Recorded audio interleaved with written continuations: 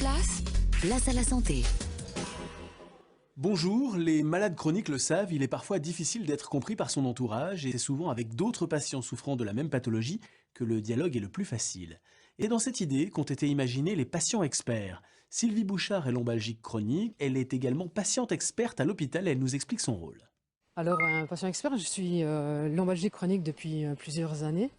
Donc, pendant ces années, j'ai acquis des connaissances sur ma pathologie, ainsi que des compétences d'adaptation et d'auto-soin. Je suis formée à l'éducation thérapeutique du patient et je viens donc en complémentarité avec les médecins aider les patients à justement acquérir ces connaissances, ces compétences et les aider à devenir acteurs de leur santé pour qu'ils gèrent le mieux possible leur pathologie au quotidien.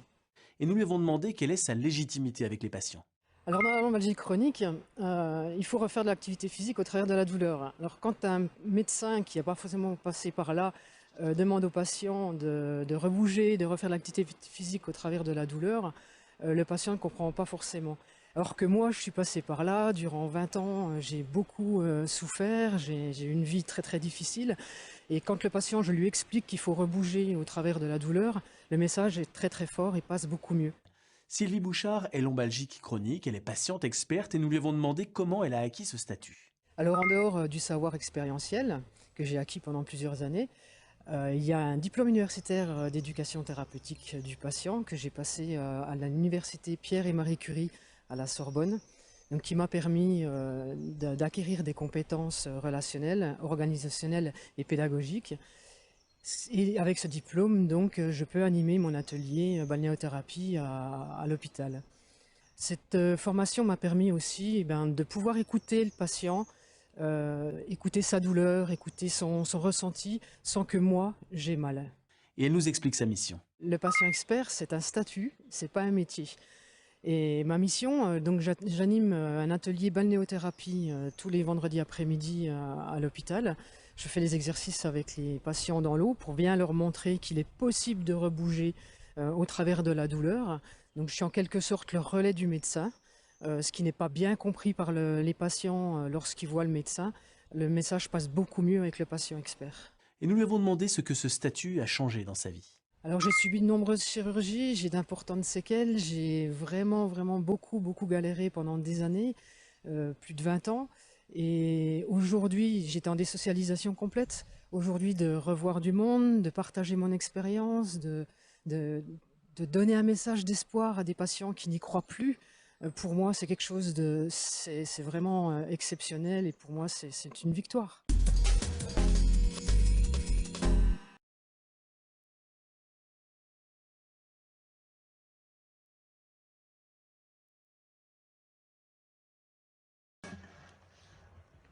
Pourquoi avoir eu l'idée de créer cet atelier tricycle couché au centre médico-chirurgical des Massues à Lyon 5? Il y a 5 ans, j'ai eu envie de refaire du vélo, malgré mon handicap, qui est de ne plus tenir la position assise. La seule solution qui s'offrait à moi était le tricycle couché. J'ai pu donc refaire du vélo et reprendre beaucoup de plaisir à rouler.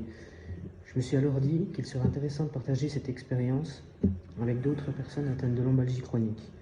J'ai créé mon association en avril 2017, Lombalgie Tulu-Souris, LTLS, avec pour objectif de partager mon expérience et de favoriser la pratique d'activités physiques adaptées aux lombalgiques chroniques. J'ai sollicité de nombreuses institutions qui ont répondu présentes et qui m'ont subventionné 3 tricycles que j'ai mis à disposition des patients gratuitement au centre médico-chirurgical des Massues à Lyon 5. 2 tricycles sont en extérieur et un tricycle est en home trainer à l'intérieur. Vous pouvez voir sur cette vidéo la joie des patients lorsqu'ils font du tricycle couché à l'hôpital. Cet atelier montre qu'il est possible de refaire de l'activité physique adaptée au handicap. En reconnaissance du parcours du championnat de France de vélo couché à Trepps dans le 38.